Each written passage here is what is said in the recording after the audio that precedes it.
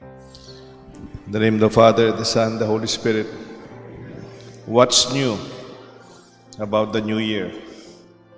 Anong bago sa bagong taon? Yung kalendaryo. Pero totoo, some people are asking, what's new? There's nothing new under the sun. Pareho lang. Pare-pareho lang yan.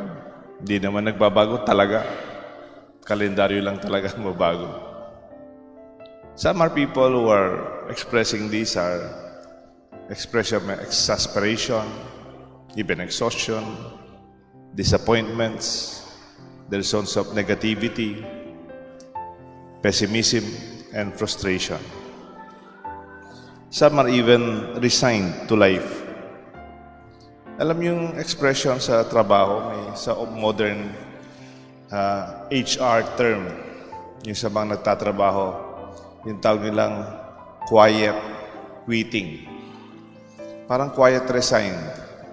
Yung nagtatrabaho sila, pumapasok sila sa oras, they do the minimum requirement, alis na sila sa oras, but deeply, they are no longer emotionally attached to what is happening in their work. Therefore, even their sense of productivity and enthusiasm declines. They are already disengaged. Wala na. Pareho lang naman eh. Pareho lang yan. Wala naman nangyayari. Wala naman nagbabago. In this kind of perspective, it could be unexpressed. Hindi man napapansin. Normal lang. Maraming mga tao ganito rin nararamdaman nila. Nagsisimba, nagdarasal, present sa misa, pero deeply, they're not into it. Kaya lang ako nagsisimba kasi baka maiwan ako sa bahay. O, nagsisimba ako kasi I'm accompanying my parents. But me, I'm not into this. Even the celebration of a new year. What's new with this new year? There's nothing to be excited about it. A reason for you to enjoy. Magagalit ka nga sa sobrang paputok, sobrang ingay ng mga nakamotor, tsaka sobrang ingay ng kapitbahay natin. They are celebrating with noise, but we are so angry with them. Sila maingay, tayo galit.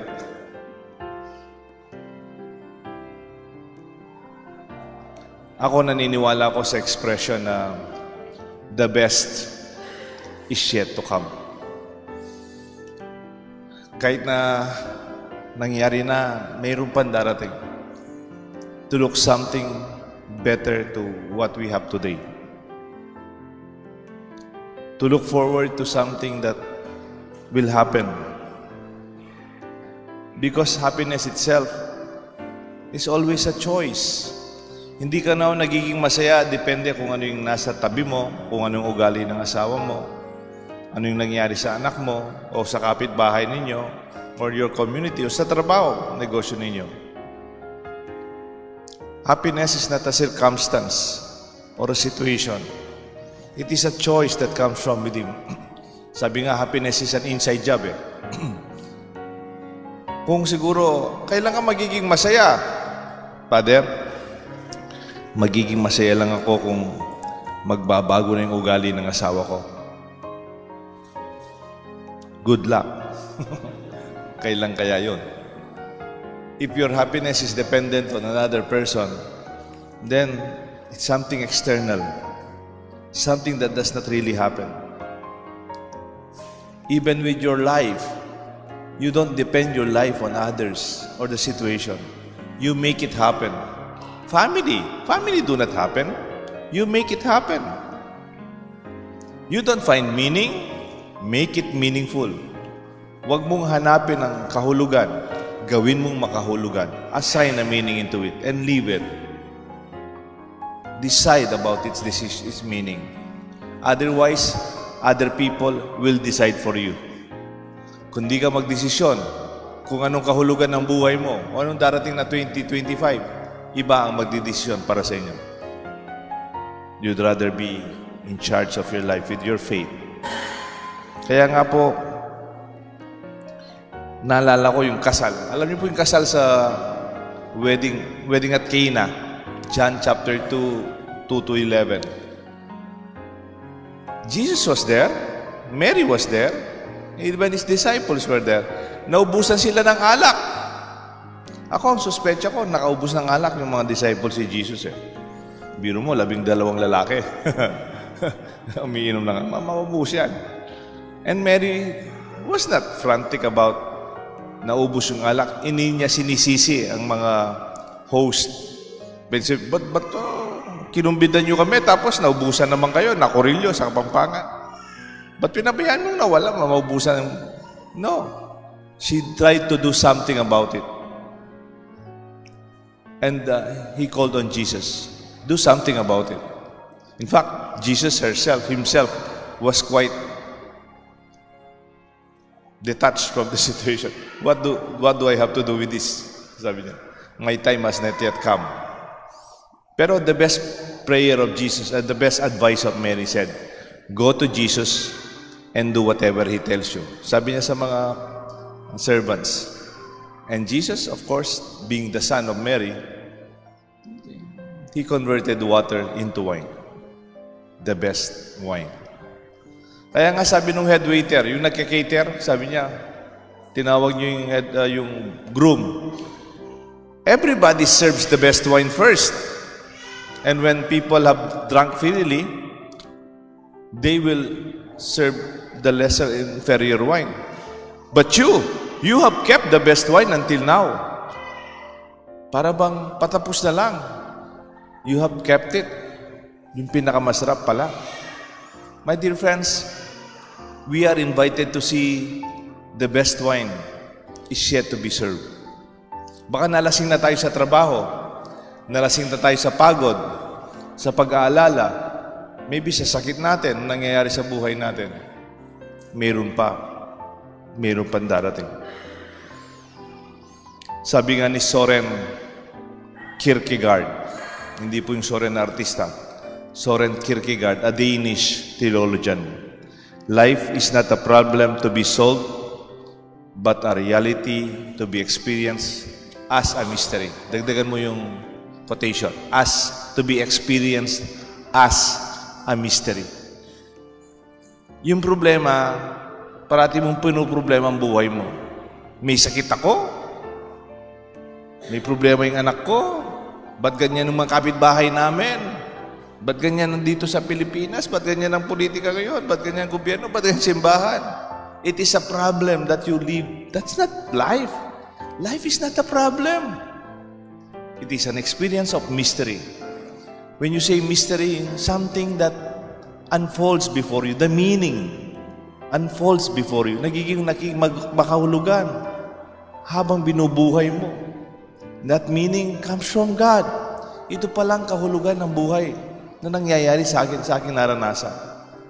Noon siguro you were against the decision of your children. Pa, gusto kong maging doktor. Ma, gusto kong maging lawyer. Siguro deep inside you, anak, tama na yung basic education mo. And now that you look back, it is a mystery that is unfolding before us.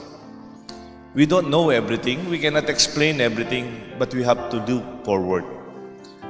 Another expression of Soren Kierkegaard, sabi niya, life is understood backwards, but we have to move and live it forward. Ang buhay, naintindihan mo, pagtitingnan mo, pabalik. It's from a hindsight. Halimbawa ngayon, nararanasan, may sakit ka ngayon, may problema kayo, hindi mo naintindihan ngayon eh. Kasi nakababad ka sa katotohanan. Pero after going through it, halimbawa, nag-aaral ka, ang hirap-hirap ng teacher na to, pinapahirapan ka ng estudyante ng mga teachers mo. Minsan na, you don't understand what's happening. And when you graduate, and now you are working, you look back, you understand the meaning. The mystery is unfolding before you. But you have to move forward. Kailangan nating mabuhay, hindi po paurong, pasulong. Napansin niyo po sino po yung nagmamaneho sa inyo? Yung driver sa mga sasakyan ninyo, mga assigned driver, mga tata usually. Napansin niyo po yung mga salamin ng kotse? Yung salamin ng sasakyan ninyo? Yung pinakamalaking salamin dyan, yung windshield. It is the biggest glass. nakaharap. Yung pinupuntahan mo, nakikita mo. Yung mga mirrors naman, glass, nakaharap sa nangyari.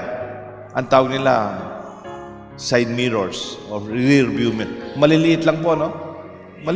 Parang sinisilip mo lang. Pag may desisyon kang kakanan, kakaliwa, o huyihinto. Pero the rest of your view should be forward. Pero may mga tao, mas malaki yung side mirror nila. Mas malaki yung rear view mirror nila. Parating nakalipas ang kanilang kino-complain. Problema ang kanilang parating inaalungkat. We look forward, sabi nga ni Soren Kierkegaard. We leave it forward. Mayroon pong isang artista, hindi naman po siya santo, hindi naman po siya banal, pero she has this wisdom she shared during a TED Talk. Ang pangalan niya, Jane Fonda. Hindi po siya santo. Pero she divided her life in 3 acts, 3 parts ang buhay niya. Siguro si Jane Fonda, mas matanda pa sa nanay ko. Kung di ako nagkakamali, siguro mga 86 years old something.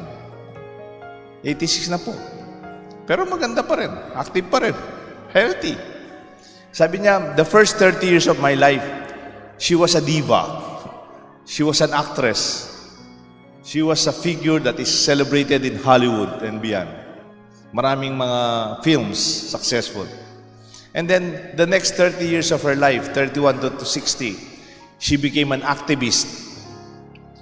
Panahon ng gera sa Vietnam, during those times of youth rebellion in America, she was into changing society. Hanggang ngayon nga na nagsasama siya sa mga rally. I heard last time, may New York rally, she was also apprehended by the police. And then sabi niya, the last act of my life, the third act of my life, 60 to 80 plus. Sabi niya, it's about quieting down. Ang focus niya ngayon, yoga, reflection, meditation, and prayer. Sabi po niya, my life is not an art. Sa Amerika daw, yung tingin ng mga tao sa buhay nila, arc. Yung bata ka, mag-aaral ka, lalakad ka, tatakbo ka, gagraduate ka, may diploma ka na, may trabaho ka na, may sweldo ka na, mapupromote ka pa, may department ka na, leader ka na, marami na yung followers mo under your department, may sarili ka ng business, mayaman ka na, successful ka na, umiinom ka na ng gamot, madalas kang magpa-check up, pagkagising mo, natulog ka na pero pagod ka pa, marami nang masakit sa katawan mo, bumabagal ka na, napapagod ka kagad, naglolobat ka kagad, and then ang tingin ng buhay natin is like an art. There's nothing to look forward to. Parang kaya nga sa Amerika, sa ibang bansa, pag tinanong mo daw yung edad ng tao, it's an insult. Halimbawa, ilang taon ka na? Titingnan ka ng masama. Kasi they don't celebrate life. Parang tinatago nila yung edad nila. Kaya minsan, they are 60, living like 40. Or 70, living like 40. Parang gano'n. Why don't they lead their life today? Because they don't like to see their future as something that is better. Or something that is promising. Kasi ang buhay nila, pababa na lang. There's nothing to look forward to. Sabi ni Jane Fonda, no, I look at life like a spiral staircase. Alam niyo po yung spiral staircase? Pareho din, yes. Umiikot, pero pataas. Every step is a step upwards. Every year that I live would help you see better with your wisdom. And you see in a wider perspective ang buhay. Kaya dito sa Pilipinas, pinagdiriwang natin yung buhay ni Lola pag 85. Mas malaking gathering pag 90. Because our life, we gather in the chance of a beautiful spiral staircase. Kaya nga din, that's why we have a sense of wonder. Then life becomes wonderful. We are pleasantly surprised by the turn of the day. We are excited to discover the unknown. Our curiosity leads us to beautiful, interesting knowledge. We involve ourselves with a mystery that deepens our sense of hope and our faith. Meron po akong question sa inyo. Assignment po ninyo. What is it for you for 2025? What's new? Dalawang expression yan. Yung isang what's new, negative. What's new? Ano ba naman bago dyan? Pero merong expression, the same expression, what's new? You are excited. What's new? Ano bago dyan? You are looking for something to be excited and to be involved and engaged. Ito lang po yung tanong ko. What is there with 2025? Ako po, excited ako. Malapit nang matapos yung konbento na pinapagawa ng ating parokya. Hindi na po ako yung gagamit dyan. Kasi may yung pong bagong pare na ma-assign sa parokya natin. Dati po kasi ang kumbento dyan, napakalit, parang resettlement. 2 kwarto lang na malit lang during the Pinatub. And I look forward. Meron din tayong binuksan na bagong chapel, pinagmimisahan pag Sunday, 9 o'clock, dito sa Holy Child Chapel. Yung dating Nayon Pilipino, yung sa may Expo Pilipino doon. Meron po chapel doon na replica ng Berswine Church. Binless muli ni Archbishop Labarias noong December 11. And it was named Holy Child. And I'm excited about that chapel. If you want to join, every Sunday may 9 o'clock Mass. And there will be a new choir. We're building a new choir. Maybe new lectors and commentators. A new team of servants of ushers and young servants at the altar. Something we look forward to. Something na pwede kong ibigay ang sarili ko. In fact, there's another chapel that will be built doon sa may, malapit sa Medical City, doon sa may Global Gateway. It was already signed by the Archbishop and Global Gateway Corporation. Ang magiging pangalan ng chapel, Holy Family. Kompleto na yung card. Yung Chapel 1, Our Lady of the Remedies, Virgen de los Remedios. Chapel 2, Saint Joseph. Ito. And then yung Chapel 3, yung tatlong chapel, Holy Child. Diba? Kompleto sila. Tapos yung last chapel doon, Holy Family. Oh, hindi ka ba maging excited? My dear friends, how about you? Ito yung assignment ko. Assign a meaning to 2025. Make it as your project. Something that would give us a real reason that indeed we can say, Happy New Year. And it will be an exciting, brand new year. Pope Francis called 2025 a pilgrims of hope. Ang pangalan po ng Santo Papa, pinangalan niyang bagong taon na to, ang ating pagdiriwang ay paglalakbay, puno ng pag-asa, kapaninayan. I hope we celebrate it in this way, that we look forward with hope and faith, not something that is negative and pessimistic. Let this be our new year, let this be our celebration. Indeed, I would like to invite you to greet yourself and your neighbor here. Happy New Year. You say it not as a cliche, but something that it has its reason to be happy.